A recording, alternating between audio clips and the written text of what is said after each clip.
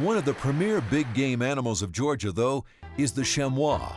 These relatives of our own mountain goats can weigh up to 130 pounds. Both males and females carry hooked horns, and the males can grow to 12 inches in length. The chamois can run up a steep slope at 30 miles an hour and can leap over 6 feet straight up or jump 20 feet from one rock to another. The chamois' native home is the high meadows found in the Alps and Carpathian Mountains in Europe, as well as the mountains of Turkey and the Caucasus. Chamois were successfully transplanted to New Zealand, and there's excellent hunting for them there on the South Island. We've been blessed with a lot of cooperation from the Georgian government. They're an emerging democracy. It's now the Democratic Republic of Georgia. The people are great.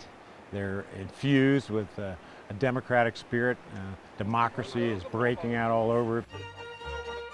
The Democratic Republic of Georgia is looking for tourist dollars. They're trying to develop their skiing, all their outdoor activities, their hunting, their boating, and it's a great place to go. In terms of availability of animals, based on what I saw, there are plenty.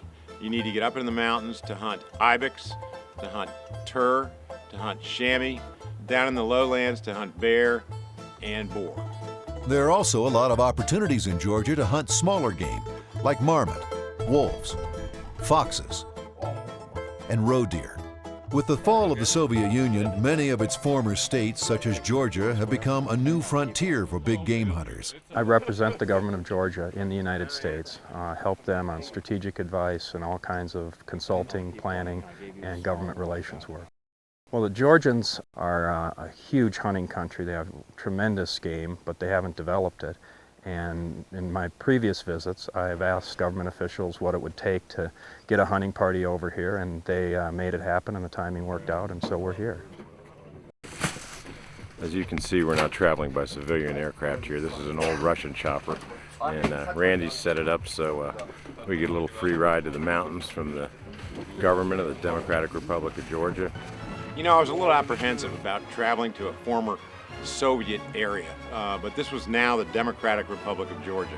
And we traveled through Vienna and from Vienna to Tbilisi, which is the capital of the Republic of Georgia, and it was actually no problem. The folks at both ends were very nice. The customs officials in the Democratic Republic of Georgia could not have been more accommodating. They're looking for tourist dollars, and they're very happy to see you when you get there. Good morning. Good morning. Jim. Yeah. Well, I mean, using a helicopter for transport just naturally gets your adrenaline going when you're flying through mountain gorges and evading cloud cover, and then you get in the mountains, and the stillness is indescribable. And you look at terrain like the terrain we have here, and it looks barren, looks like nothing can live, but in fact this is where the chamois and the tur thrive, even at altitudes higher than we are right now.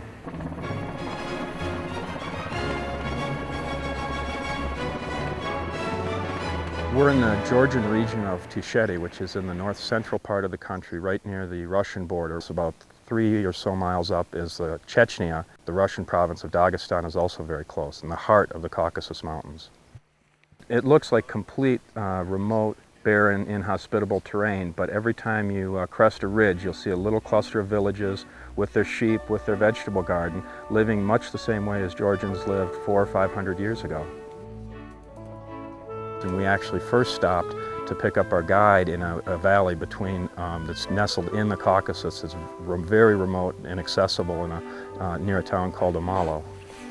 And we were treated to a very special breakfast where they handmade dumplings with lamb filling and local cheese that they made themselves, bread that they baked themselves. An amazing experience. Breakfast in Georgia is a little different from breakfast back home. By the looks of things, orange juice hasn't made it onto the menu yet. Well, when in Georgia, do as the Georgians do. In moderation.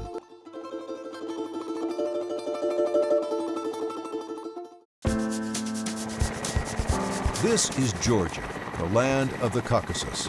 Probably the most exciting thing about the entire trip for me was meeting the folks that made this hunt possible. The Democratic Republic of Georgia really put on a spread for us the entire time we were there. They dedicated a former Soviet military troop helicopter, which was exciting as hell.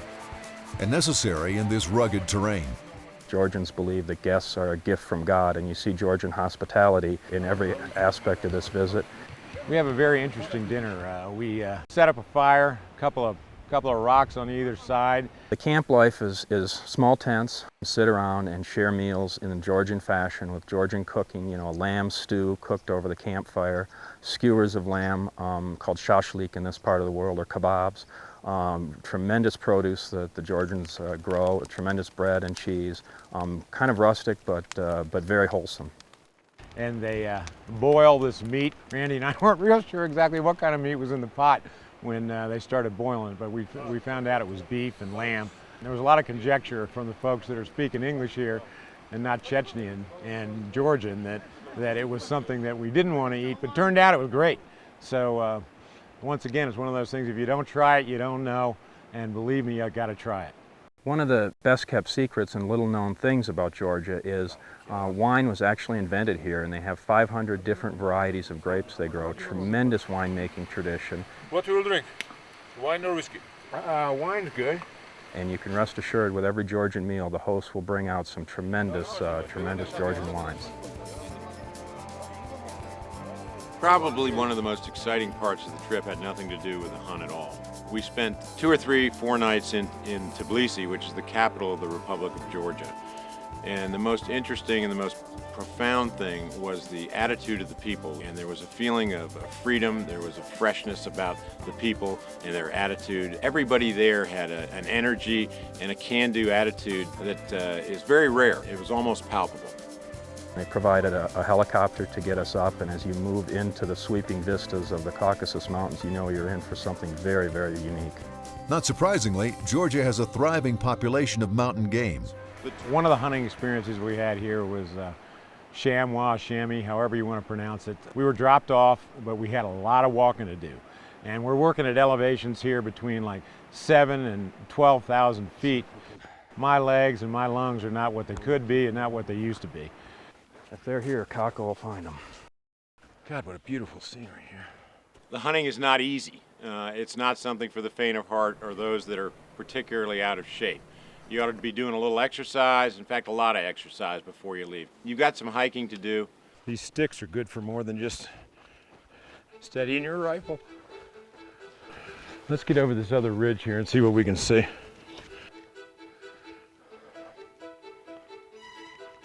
You got some?